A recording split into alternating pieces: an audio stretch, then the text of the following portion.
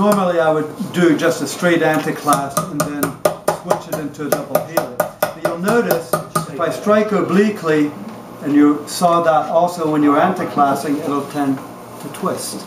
It'll twist in one direction. If I wanted to make it go the other direction, if I didn't want it to continue twisting. That's how you did that. Yeah. So now that was a key. So where are you hitting? I'm just this hitting. One edge? No, on the pattern. I'm hitting. This is a little bit stiff. I'm trying to keep it come straight, which is I should have probably anticlassed it first a little bit. You see the double helix?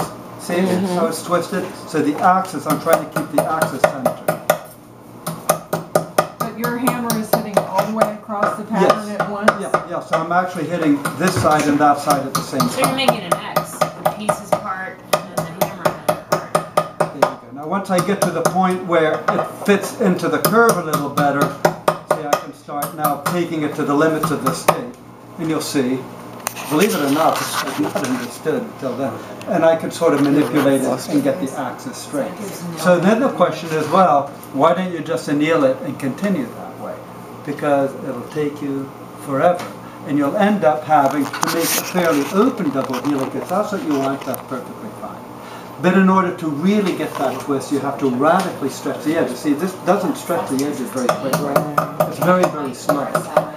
You can forge that way. And in fact, Brian Clark, when he made the double helixes, the first ones he made on his own were forged. But he knew that had no relationship to do with the ones in the museum. They were much thinner. This was very thick and stiff, you know, because it was a piece of iron or a piece of bronze, whatever he was using.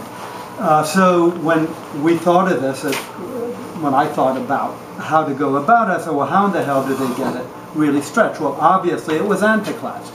So I started there. But then once you have the coil, and I'll continue with the other one now, once you have the coil, where is it? This one. How do I, I knew that theoretically, if I pulled this out and kept on pulling, it would center the axis, but you can only go so far after the resistance is just too much. You just can't do it. So I have to approach it strategically, and that's what I'm going to demonstrate on this. So first, let me go back to anticlassing. I'm going to take I'm going to skip a step. And in fact, if somebody can change this while I anneal, we'll save a little bit of time.